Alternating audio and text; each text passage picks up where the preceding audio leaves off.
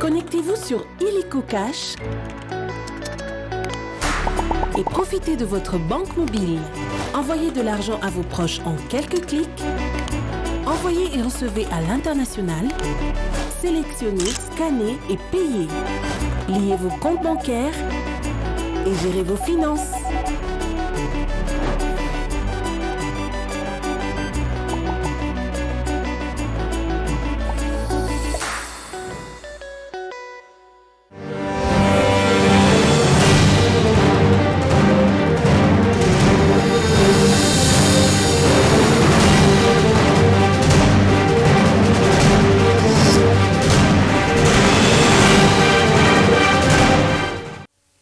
Madame, Messieurs, bonjour et bienvenue dans cette session d'information. Ouverture ce mercredi 17 août à Kinshasa du 42e sommet de la communauté des développements de l'Afrique australe SADC. À ces assises ont pour thème promouvoir l'industrialisation par le biais de l'agro-industrie, de la valorisation des minéraux et des chaînes des valeurs régionales pour une croissance économique inclusive et résiliente. L'ouverture solennelle a été marquée par l'allocution du président de la République Félix Antoine Tshisekedi Tshilombo, président entrant de la SADC pour l'exercice 2022-2023. Je vous propose cet extrait. Mesdames et messieurs,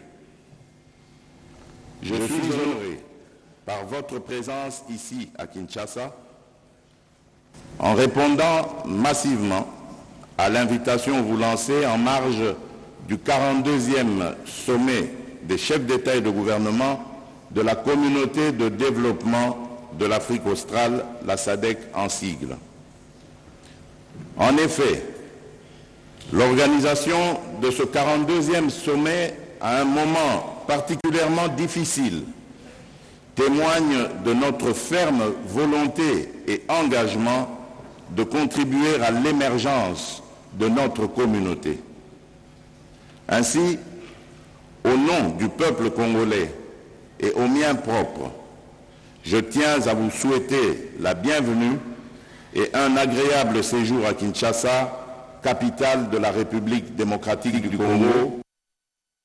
Nous y reviendrons avec force et détails dans nos prochaines éditions.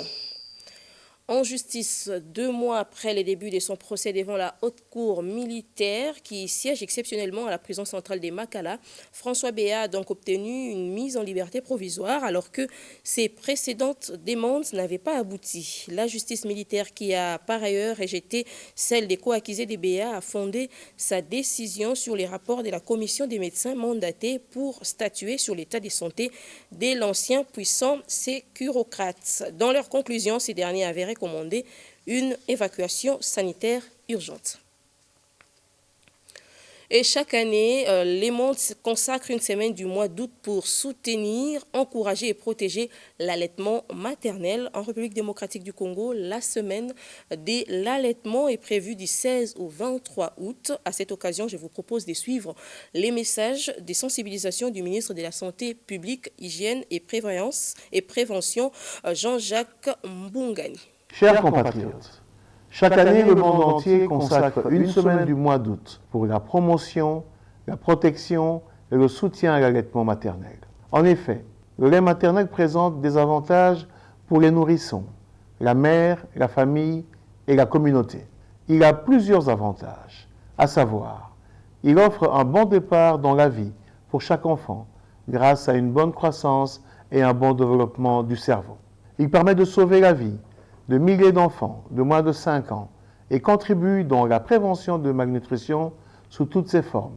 C'est le seul lait qui contient les anticorps et renforce le système immunitaire contre les maladies. Il apporte tous les éléments nutritifs et suffisamment de l'eau pendant les 6 premiers mois de la vie de l'enfant. Pour cette année 2022, la célébration de cette semaine mondiale de l'allaitement maternel, prévue du 16 au 23 août 2022 en RDC, porte sur le thème intensifions l'allaitement, éduquer, promouvoir et soutenir. Chers compatriotes, selon l'enquête Mix 2018, 5 enfants sur 10, soit 53,5%, sont allaités exclusivement jusqu'à l'âge de 6 mois. Néanmoins, il faudra encore beaucoup d'efforts à fournir pour permettre à l'autre moitié d'enfants restants de bénéficier de leur droit à un bon départ dans la vie grâce à l'allaitement maternel. Cependant, la pratique de donner de l'eau est très répandue en République démocratique du Congo. Un nouveau-né sur 5, soit 20%, reçoit un autre allaitement que le lait maternel, principalement de l'eau, dès leurs premiers mois de vie, ce qui contribue à la malnutrition, aux maladies et même au décès des enfants. C'est ainsi que les professionnels de santé doivent aider les mères à appliquer l'allaitement maternel dans l'heure qui suit l'accouchement et à promouvoir l'allaitement maternel exclusif sans eau ni d'autres aliments jusqu'à l'âge de 6 mois. J'encourage les mères d'allaiter leur bébé exclusivement jour et nuit avec leur sein et selon leur demande. Je ne finirai mon allocution sans inviter les pères, les belles-mères, les grands-mères, les gardiens d'enfants, les leaders d'opinion, les secteurs publics et privés, les professionnels de médias et j'en passe, à soutenir ainsi qu'encourager les mères à allaiter leurs enfants uniquement au sein, sans eau ni autre aliment avant l'âge de 6 mois. Chers compatriotes, pratiquons l'allaitement maternel pour garantir la croissance et le développement harmonieux de nos enfants. Ceci permettra de contribuer à la réduction de la morbimortalité infanto-juvénile dans notre pays et de matérialiser la vision du chef de l'État, son Excellence Félix Antoine Tshisekedi Tshilombo, dans le cadre de la couverture santé universelle. Que vive la République démocratique du Congo, que vive l'initiative Plus fort avec le lait maternel uniquement. Je vous remercie. La journée nationale de l'enseignement préscolaire a été fêtée avec faste à Kintambo, une opportunité pour l'Agence pour la promotion de l'enseignement et les services nationaux pour la formation maternelle CERNAFOR de démontrer l'importance de cet enseignement. Gustave Tchibumbu. Préscolaire qui va se poser une série de défis. C'est une première grande fête de l'enseignement préscolaire qui a vécu ici, au complexe scolaire Petit Lutin de Kintambo. Au menu, conférences, débats, expositions, scénettes, chants, le tout pour démontrer l'importance de l'enseignement préscolaire dans la formation des enfants futurs cadres du pays. Devant différentes autorités politico-administratives, instituteurs, institutrices, l'Agence pour la promotion de l'enseignement et le CERNAFOR maternel de l'EPST qui ont organisé cette manifestation à nos dons le mobile. Nous sommes venus ici pour communiquer autrement, pour montrer à ses parents que l'enfant joue, c'est vrai, mais il apprend en jouant, il apprend en dansant, il apprend en chantant parce qu'il est unique à faire ce qu'il a à faire. Lançant officiellement cette grande fête du préscolaire, l'inspectrice générale adjointe en charge de l'école maternelle, Joséphine Mabala, a appelé les formateurs, instituteurs, institutrices du préscolaire à la persévérance. Tout ce que nous apprenons à l'enfant avant l'âge de 6 ans, il garde ça pour la vie. Si un enfant a une bonne base, ça sera très bien pour la suite de son éducation. C'est la remise des brevets aux éducatrices ayant suivi la formation à l'APE pour la session 2021 qui a sanctionné la fin de cette grande fête du préscolaire. Et on va prendre ces communiqués émanant du ministère de l'EPST avant de poursuivre ces journaux. Les ministres de l'enseignement primaire, secondaire et technique, Tony Mwaba Kazadi, a convoqué une réunion pour ce jeudi 18 août 2022 à partir des 12 h dans la salle des réunions de son cabinet avec les jurys nationaux pour une séance de délibération des résultats de l'examen d'État session 2022 pour la publication de ces résultats qui devra intervenir avant la fin de la semaine, fait à Kinshasa le 16 août 2022. Professeur Eddy Mwanzo, directeur des cabinets. Tout à fait autre chose, la commune de Lingwala devrait retrouver sa beauté et sa coquetterie d'antan. C'est le souhait du ministre de la Jeunesse et Nouvelle Citoyenneté, Yves Bunkoulou Zola, qui a remis à cette fin des outils d'assainissement aux jeunes de cette municipalité. Le ministre a posé ses gestes en marge du mois de la jeunesse, appelé à rendre la capitale encore plus salubre. Les détails avec Fallon Moubongo.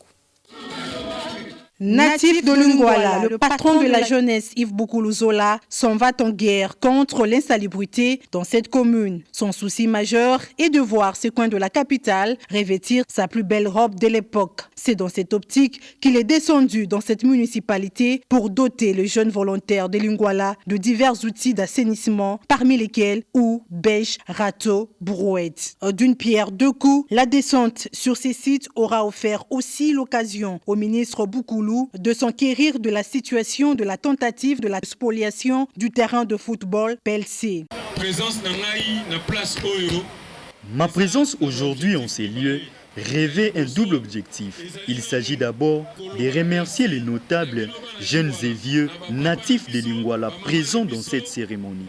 Ensuite, doter les jeunes de Lingwala des outils d'assainissement. Voisine de la commune de Gombe, Lingwala, ex-commune Saint-Jean, se doit d'être coquette et propre. Je lance un appel pathétique aux jeunes de Lingwala à la prise de conscience pour, à la fois, assurer la propriété du milieu et veiller à la non-spoliation du terrain PLC qui permet à nos jeunes de demeurer toujours plus athlétiques. Le ministre de la Jeunesse, Initiation à la Nouvelle Citoyenneté et Cohésion Nationale, Yves Boukoulou Zola, a saisi cette opportunité pour visiter la paroisse Saint-Jean-Marie Mouzei. C'est après la remise d'un don de ciment pour la réhabilitation de cette église catholique. Entre-temps, les ports obligatoires des casques et l'achat des plaques d'immatriculation ne sont pas totalement respectés par certains chauffeurs des taxis motos, constat fait par nos reporters Sephora, Kapinga et Salomon Kibala, précisément au rond-point de l'avenue des Huileries. Suivez. Dur à l'excès de l'ex, la loi est dure, mais c'est la loi. Ici, au rond-point de l'avenue des Huileries, la plupart de ces motocyclistes ont exécuté la décision prise par l'autorité urbaine, celle du port des casques et de l'achat des plaques d'immatriculation. Certains même ont des casques inappropriés, question tout simplement de se conformer au mot d'ordre. D'autres, par contre, traînent encore le pas. Si tu as votre plaque, tu as la carte rose, tu as aussi le casque, tu marches très bien sans être tracassé. Ces chauffeurs de mototaxi se plaignent à propos de l'obtention de la carte rose après avoir acheté la plaque d'immatriculation. Il y a une désorganisation totale en ce qui concerne les problèmes des plaques. On a acheté ces plaques depuis le vendredi, mais on manque de cartes roses. Sur place, moi j'ai été tracassé, c'était avant-hier au niveau de Pont Gabi. Je n'ai pas même le contact. Le contact a été bloqué par les agents des PCR pour dire qu'il y a les plaques, mais il manque quoi? La carte rose. Mais on ne sait pas là. Quand on est venu ce matin pour demander, les agents qu'on a achetés ne sont pas là. Aujourd'hui, c'est d'autres agents. Je ne sais pas quelle organisation dans ces pays, parce qu'on manque quoi faire vraiment. Lorsqu'on enregistre une moto, on remet les plaques et aussi la carte rose. Mais ici, il y a une des organisations. Nous venons de demander aux agents qui nous avions vendu des plaques. Ils disent non, on a sorti toutes les cartes roses. Il y a des confusions là-bas, il n'y a pas moyen de le distribuer parce qu'on risquerait de prendre le casque, les cartes roses de Huileries pour l'envoyer en Matete. Pour ces motocyclistes, seules les autorités compétentes peuvent mettre fin aux tracasseries routières qui pénalisent leur travail, bien qu'ils soient en ordre. Et voilà qui boucle complètement ce journal. Madame, Messieurs, merci de l'attention soutenue et surtout, merci de rester avec nous sur la télévision du développement. Au revoir.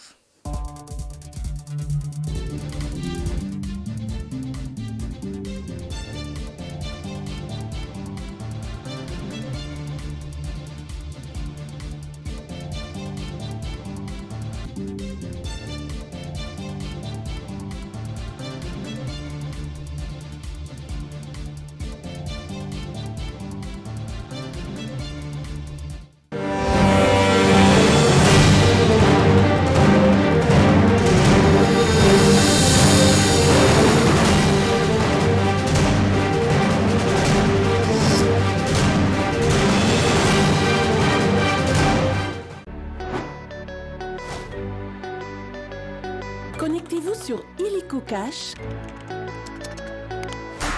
et profitez de votre banque mobile. Envoyez de l'argent à vos proches en quelques clics.